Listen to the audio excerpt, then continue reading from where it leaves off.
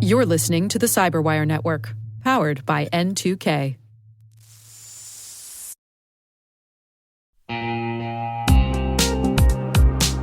Ever wished you could rebuild your network from scratch to make it more secure, scalable, and simple?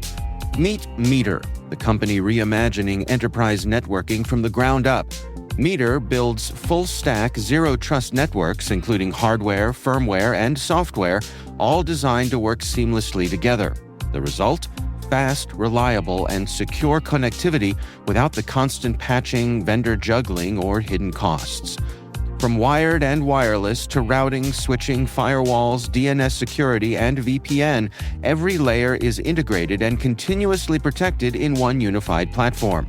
And since it's delivered as one predictable monthly service, you skip the heavy capital costs and endless upgrade cycles. Meter even buys back your old infrastructure to make switching effortless. Transform complexity into simplicity and give your team time to focus on what really matters, helping your business and customers thrive. Learn more and book your demo at meter.com/cyberwire. That's meter.com/cyberwire.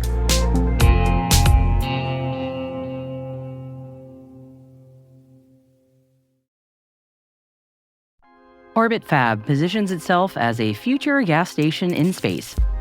Well, is there a need for on-orbit refueling? Who is buying this service? Well, to learn more, we caught up with CEO Daniel Faber at the Space Mobility Conference.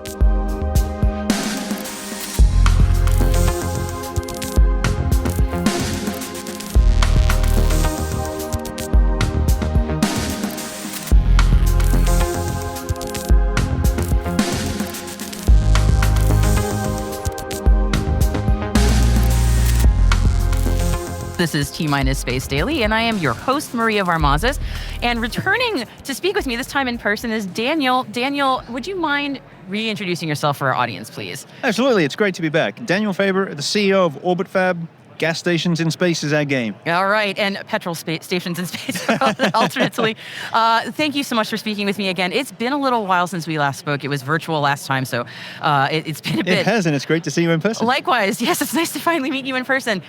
So last time we spoke, you all had announced, at that time, a new expansion into the UK, and it sounds like that's been going really well. Can you give us an update? Yeah, absolutely. So it was now 3 years ago, perhaps 4, that we expanded into the UK. So that dates how long it is since we had a chat. Oh my goodness, okay.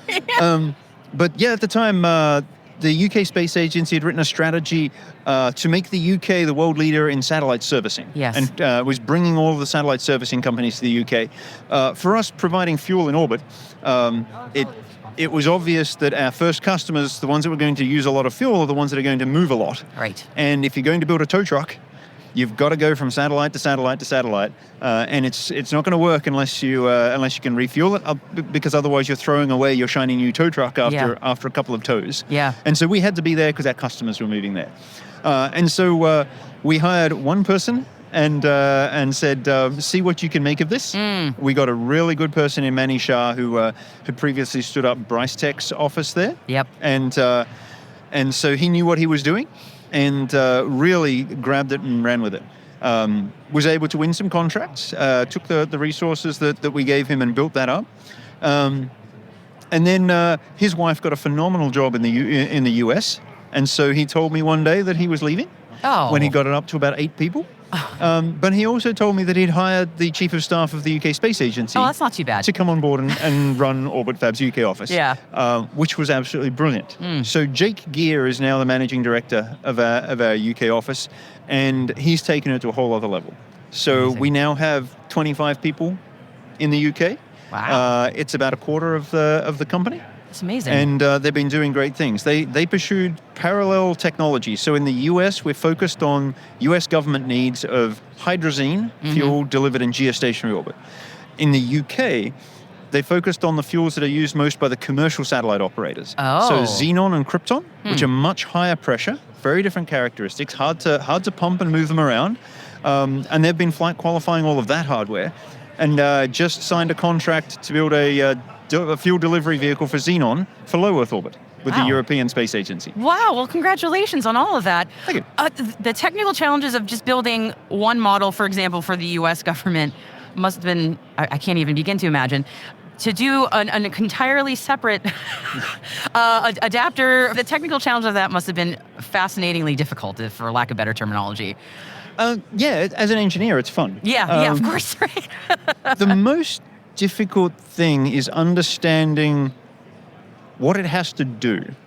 Because you're trying to dock satellites together in orbit, not something that's been done a lot. No. You're in a plasma environment with really harsh thermal differences between different parts of a spacecraft, let alone two different spacecraft. Because it's a plasma, the spacecraft are charging up electrostatically. They can be at tens of thousands of volts relative potential. And then they're coming into dock with some level of misalignment, impact energies and velocities and capture envelopes, and lighting conditions are rather difficult because there's no like atmosphere. The sky isn't glowing. Yeah. You get one harsh light source from the sun, and then you've got reflections off the other spacecraft and all these kinds of things. So you have to think about all of those things all together, all at once, and try and boil that down into a gas cap that's as simple and small as possible and puts no imposition on the client. And then you move all the complexity over to the fuel delivery vehicle, and it's got to be able to do this reliably, repeatedly, with spacecraft built to completely different configurations by completely different manufacturers from different sides of the world. And so once we figured out those requirements and that interface, which took us years, right? But we were able to share that from our US office to the UK office. And so at least when they started working, they've got a higher pressure propellant with different characteristics, but a lot of the basics of getting the two spacecraft together, we could share that. We didn't even have to share the reasons and how deeply we went. I just share an interface specification, and they could build off that interface spec.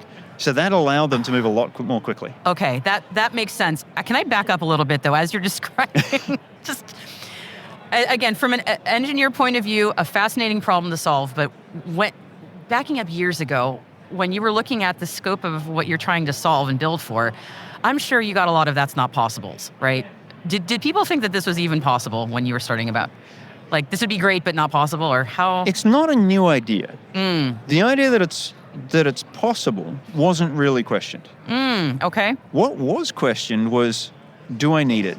Do I need it now? Okay. Is the time now? It's a 40 or 50-year-old idea. Why hasn't it been done yet? And the answer is because everyone's always come back and said, let's let somebody else worry about it. Interesting. From our investors' perspective, think about the bet that I'm asking them to take, right? I'm going to have to go through all of this engineering challenge to figure out what I'm designing, right? I've got to design it, build it, test it, deploy it to orbit, prove that it's safe. And then people will buy a gas cap. And they'll wait a few years until they run out of fuel, and then they might buy fuel. So closing that business model with significant upfront capex and a very long time until revenue has previously been seen as impossible. And we hear at Space Mobility, and we're hearing speaker after speaker talk now about how critical it is to have refueling. Right, yes. And yet, there are some high-ranking generals saying, we've run the war games, and I still don't get it. Interesting. They're in a paradigm. They've become very good at operating with one tank of fuel, and to change that paradigm is hard. And so we're still running into that 5 or 6 years after we set up the company, after we've flight qualified all the systems, after we've deployed the first fuel depot on orbit, and we still get that question, is now the right time? Interesting. That's so. What an interesting takeaway for people who are thinking about, even if they're starting their own business in this world, about it, the technical problems can be addressed. It's really the people, the culture, the business. That's right. It doesn't mean the technical problems are easy. No, certainly not. Certainly but there not. are great engineers in the space industry. Oh, yeah. And so we're pretty confident we can solve this. I mean, think about docking two spacecraft together. I got self-driving spacecraft here that come together in that environment that I described and are able to reliably dock together. One of the reasons that we can feel pretty confident about that is because billions of dollars have gone into self-driving cars, and the compute systems have improved, the algorithms have improved. There are a lot more people with that expertise. And we can just borrow that. Right? Why not? It's a great place to start. Yeah, and repurposing. It's the same but different. So now we have self-driving spacecraft. And these kind of, like, the technology does move and that helps. But from the beginning, we were confident that we could do the engineering. It's just a matter of money and time. That's the trick, isn't it? Always What we had to get comfortable was that someone was actually going to care enough to pay for it. Right. And that's no easy feat right there, that's for sure. But going back to your point about hearing top brass in the military going, I don't understand it as much, potentially. I'm also hearing a lot of people going, I do understand it. I'm sure you are hearing that as well. That has definitely changed over the last 5 or 6 years. Yeah. Absolutely. It's gone from a few people saying, yeah, we're gonna need this soon. Yeah. To now only a few people saying, now might not be the time, right? It's completely flipped in the ratios of people that get it. This conference has now been running for 3 years. Yeah. And so space mobility the existence of Space Force was a reaction to the realization that space is a contested environment. That's right. And so the big question Space Force has right now is just, are we only caring about serving people on the ground, making sure they have comms and remote sensing and all those kinds of things? Or do we actually care about protecting those assets in orbit? Yeah. And every day space becomes more contested. It's fairly clear that the job of Space Force is going to become more and more dominated by keeping those assets on orbit alive and active and able to provide the services which have frankly become completely indispensable to economies on the ground, as well as national security on the ground. Absolutely. I'm also curious about the other markets that you all are looking at. I'm sure you're outside of the US and the UK, you're also looking at, you mentioned the European Space Agency. Is that an area of huge growth for you all, or is that an area you're going to be focusing on? Absolutely. So this market's going to be driven initially by national security concerns, right? Yep. It's absolutely imperative that aligned Western nations have this capability, that they're interoperable. These things matter. Yeah. 6 months ago, the Chinese did the first refueling in orbit. And it's not 100% clear whether they refueled or just attached a jetpack. But either way, they had a satellite that was being quite active on orbit. It was checking out other satellites. They actually grabbed a satellite and moved it. Yeah. And put everybody on notice they had this capability. And so the US had drifted a couple of satellites over to check out what it was doing. The Chinese launched a spacecraft, docked with that other spacecraft and refueled it, and they burnt 6 years worth of fuel in 10 minutes. Completely changed the orbit and left the American satellites in their dust. Just to see what I can do. Let me show you. Yeah. Yeah. And we could follow them. Yeah. But if we burn 6 years worth of fuel, we've just lost 6 years off the back end of the mission. Yeah. And the Chinese, because they can refuel, will probably just do another burn. And you can follow them the second time, you've got zero fuel left. Yeah. You're gone. And so the decision had to be made that we can't afford to follow them, which means that we've already been completely outmaneuvered in orbit. Yeah. Yep. It's just shocking this situation has come about when the US needs to be leading. We need to be the ones providing the deterrent on future conflict. And the US and aligned Western nations. Yeah, so absolutely. that's driving the imperative. Yeah. The good thing for the commercial industry and civil and everything else is that the advances we make on the back of funding for that imperative on national security, those advantages then can help us grow the in-space economy. Yes. And create all of the other things that a lot of us got into this industry to see happen. That's right. That's absolutely right.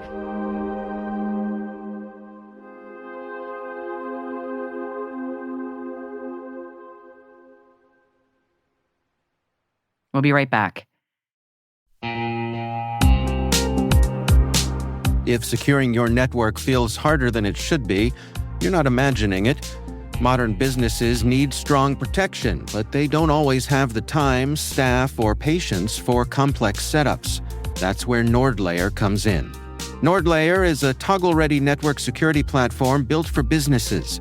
It brings VPN, access control, and threat protection together in one place. No hardware, no complicated configuration. You can deploy it in minutes and be up and running in less than 10. It's built on zero trust principles, so only the right people can get access to the right resources. It works across all major platforms, scales easily as your teams grow, and integrates with what you already use. And now, NordLayer goes even further through its partnership with CrowdStrike, combining NordLayer's network security with Falcon endpoint protection for small and mid-sized businesses. Enterprise-grade security made manageable. Try NordLayer risk-free and get up to 22% off yearly plans, plus an extra 10% with the code CyberWire10. Visit nordlayer.com/CyberWireDaily to learn more.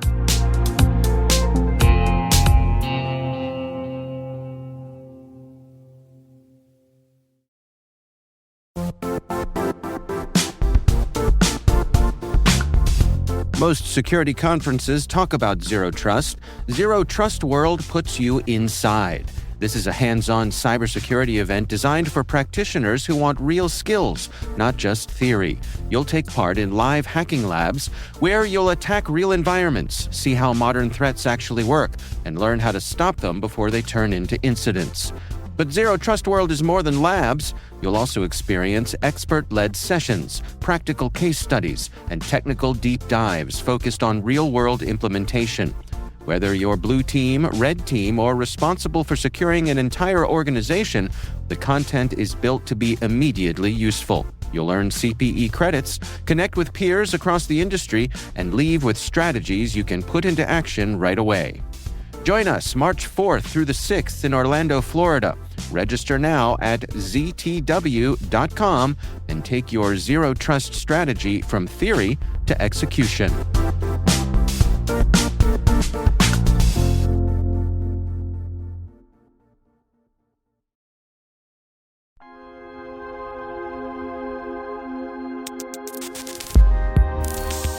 I feel like I kind of want to pick your brain a little bit about other parts of the space industry that you're especially intrigued about right now, because you are in such an interesting part of it yourself. Not just you personally, but I mean your company. I'm curious about what else you've got your eye on.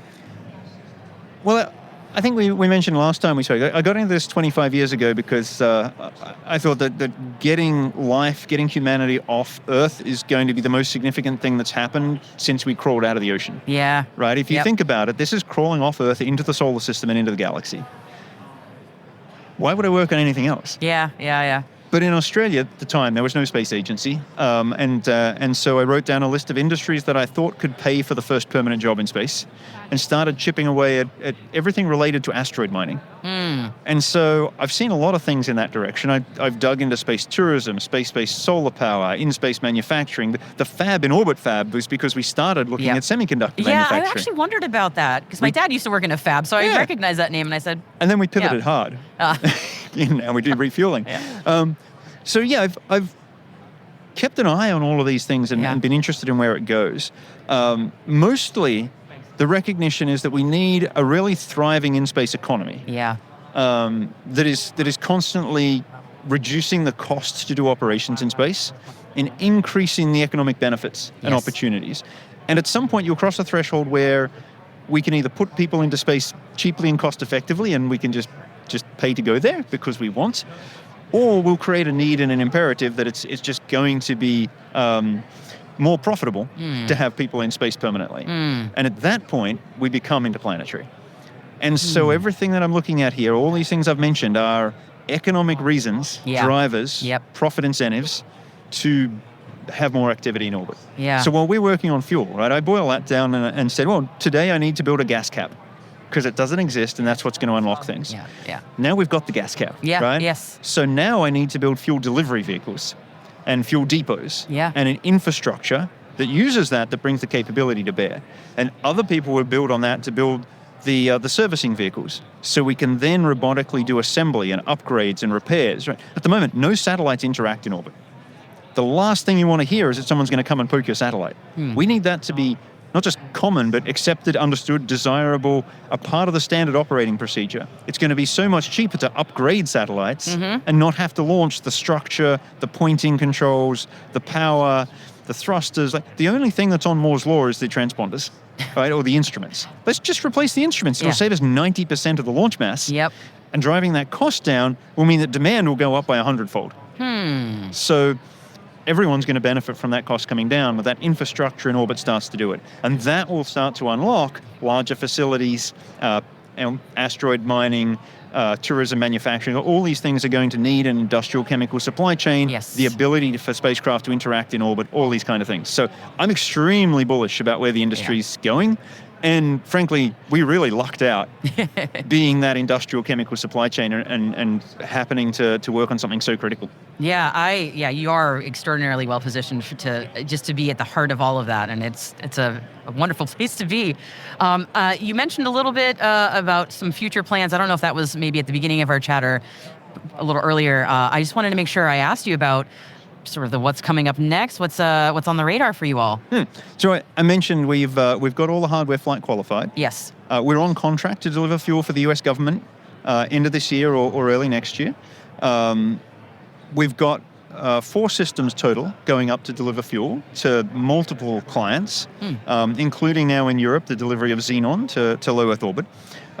So executing on that is the highest priority, and really perfecting that technology and building out the operational architecture and infrastructure. Because while we have all the equipment going up, it's all minimum viable product. Gotcha. Right? So we need to scale that. Yeah. So that's the next big step. But looking beyond that, some of the things that we're interested in is transitioning from a company that does storage and delivery into a company that does refining, storage, and delivery. Which looks a little like oil and gas, right? Interesting. So I don't want to become an asteroid mining company, not with Orbit Fab. Yep. I don't want to become a shipping company. I don't want to do orbital transfer vehicles. I don't want to become a servicing company. Yep. But I'd like to be the biggest customer of asteroid or moon mine material. So this starts off by launching from the ground one inert, simple feedstock that's easy to get into orbit, water or something similar, and then turning that into a range of products that I'm already selling and already have a market for. So on the propellant side, I could launch water and turn it into hydrogen peroxide, hydrogen, oxygen, or water. Right? I've got 4 products for one storage facility of water. There are other chemicals that we're looking to produce. But that's the thin end of the wedge that gets us to fully refineries and processing asteroid material. So then, in that way, you would be almost a customer of another company that would be potentially doing some sort of asteroid mining and sort of feeding back into the space industry there. Yep. Yeah. The biggest problem with asteroid mining, of all the risks that they have, geology, technology, etc., many, yes, the biggest risk is no one's buying. Indeed, I've often heard that too. And people go, it sounds cool, but who's going to pay for that, right? So what I'm trying to build is the market. That's amazing. That is amazing. All right, that would also be truly transformative to see that happen. So I think so. Yeah, just a little transformative, just for fun. Well, that is quite an interesting idea, and just in general. So I just want to let that marinate for a moment. Is there anything else that you wanted to share with the audience today before we close out? Start building all this stuff, right?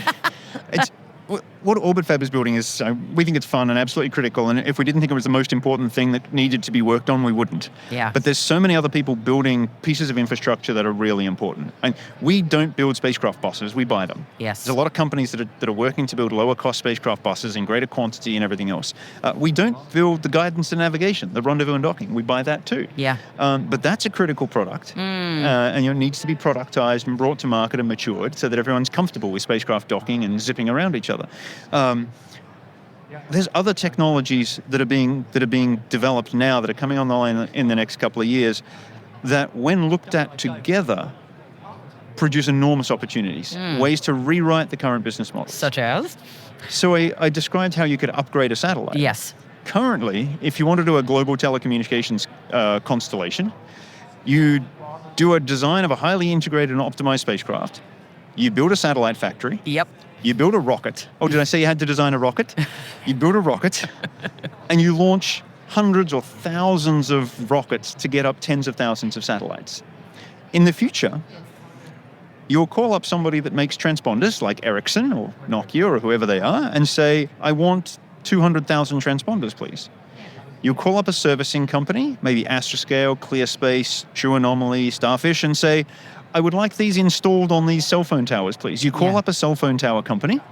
Just like in the US, we have American Tower and Crown Castle. Someone will own 500,000 cell phone towers in space. And you'll say, I'd like 200,000 slots, transponder slots, for the next 25 years. And within a year, you will have deployed an entire global constellation that will be operational for a fraction of the capex that it would have cost if you had to build spacecraft. The future is modular. That's it. So there's an opportunity Yeah. to be the cell phone tower company. Interesting. Crown Castle and American Tower, $100 billion companies because they own cell phone towers. That kind of model.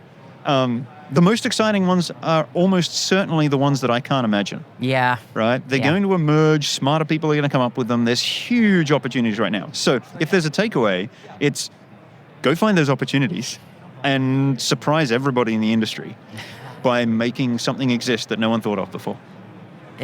That is the best way to leave things out in that. So I want to leave that there. So thank you. Thank you so much for speaking with me. And it was really lovely talking with you again and also meeting you in person this time. So it's a pleasure. I look forward to being back in a couple of years and telling you all of the stuff that we've done in that time as well.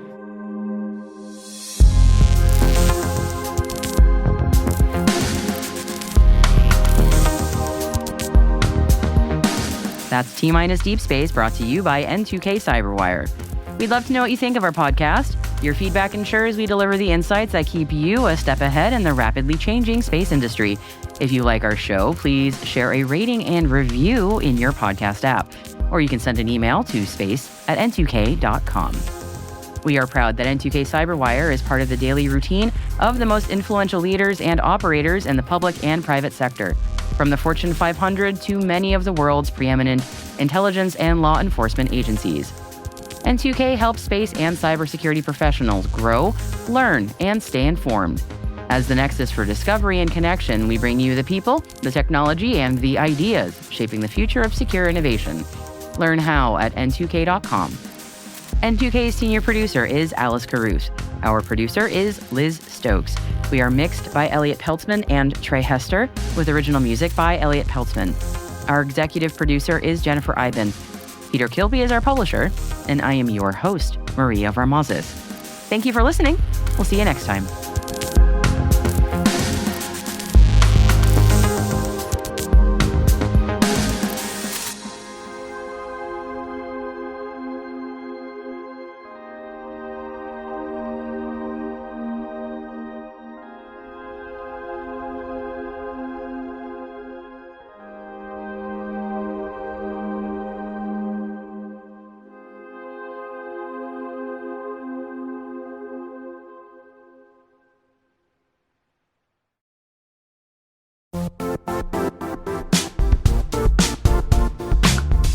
If you only attend one cybersecurity conference this year, make it RSAC 2026. It's happening March 23rd through the 26th in San Francisco, bringing together the global security community for 4 days of expert insights, hands-on learning, and real innovation. I'll say this plainly, I never miss this conference. The ideas and conversations stay with me all year. Join thousands of practitioners and leaders tackling today's toughest challenges and shaping what comes next. Register today at rsaconference.com/cyberwire26. I'll see you in San Francisco.